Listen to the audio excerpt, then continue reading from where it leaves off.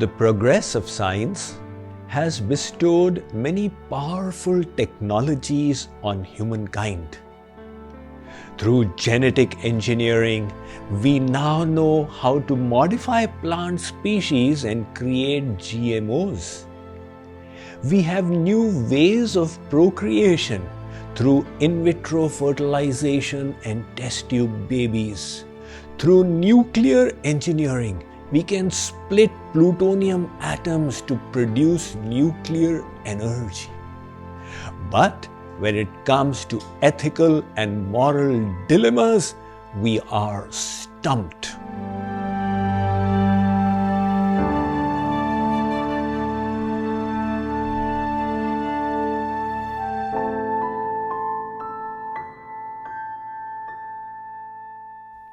The reason is that science has no values. It can put nuclear energy at our disposal, but it cannot tell us what is the right or wrong use of it and where to draw the line. That is why the progress of science has been accompanied by a new plethora of problems such as global warming, climate change, rapid diminution of the mineral resources of the world, and destruction of the planet's ecology. So, what we need here is to add another kind of knowledge. The Vedas inform us, Dve vidye veditavye parachaiva paracha. You need two branches of knowledge to make your life and work a success. One is material science and the other is spiritual science. Thus says the Mundakopanishad of the Atharva Ved. So what is the need for spiritual science or spirituality?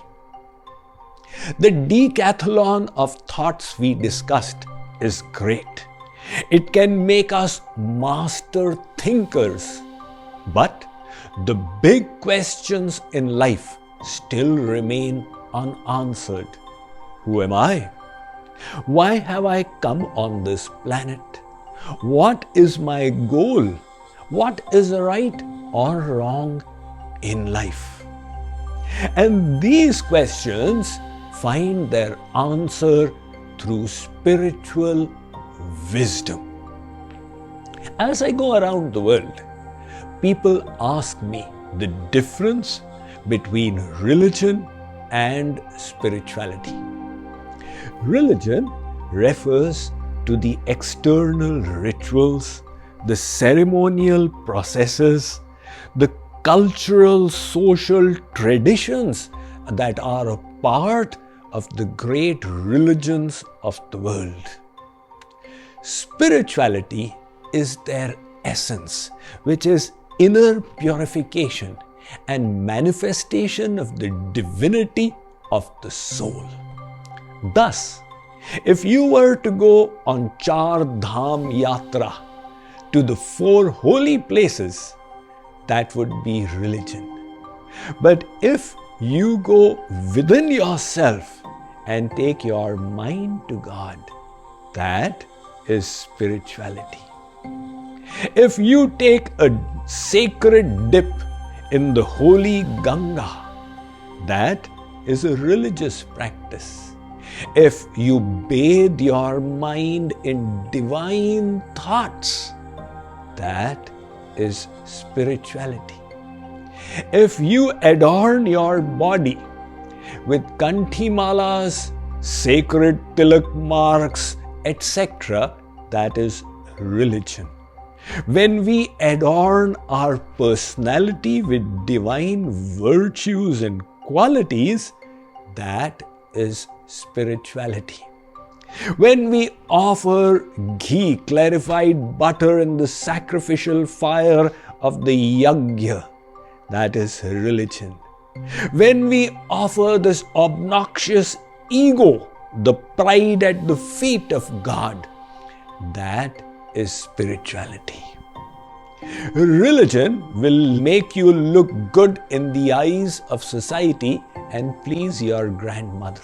Spirituality will make you look good in the eyes of God. But that does not mean religious practices are worthless. Nowadays, it is a fashion amongst the youth to reject all religious customs on the pretext that they are spiritual, to the extent that they refuse even to go to temples and houses of worship. When being asked, they say, I don't believe in them. I practice spirituality at home. Well, the reality is that neither do they go to the temple, nor do they engage in any spiritual practice in their homes. So how do you bring both religion and spirituality together? Let me read about it to you from my latest book, The Power of Thoughts. The truth is that without the help of any external rituals, the practice of spirituality is exceedingly difficult. Because the mind does not get the support it requires for nurturing divine thoughts. Hence, in the initial stages of the spiritual journey, the external rituals are immensely beneficial. This is why the scriptures and saints have created systems of traditions, customs, and ceremonies. These are the religious practices that get passed down from generation to generation. At the same time, the scriptures also warn that we must not remain stuck in the rituals. Rather, we must strive to reach their goal, which is to purify the mind and think of God. Hence the Srimad Bhagavat Mahapuran states, Dharmaha swanashtitah pumsan vishvaksena kathasuya notpadayed yadiratim shrama eva hi kevalam. You may have followed all the rules of the ritualistic ceremony till the letter, but if it did not result in developing love for God in your heart, it was all an external drill. And Saint Kabir said, Pothi padhi padhi jag mua, pandit hua na koya, dhai akshar prema ke, padhe so pandit hoy. He said, reading the scriptures, the whole world passed away. None became a true pandit. And these 2.5 syllables, prem, or love, one who learnt them is the true knower of the scriptures. So by practicing the external form, we must keep our focus on nurturing spirituality within.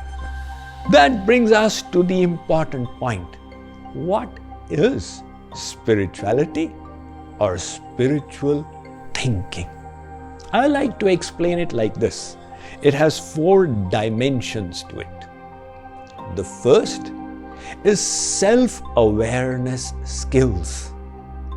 The second is universal awareness skills. The third is self-mastery skills. And the fourth is professional mastery skills.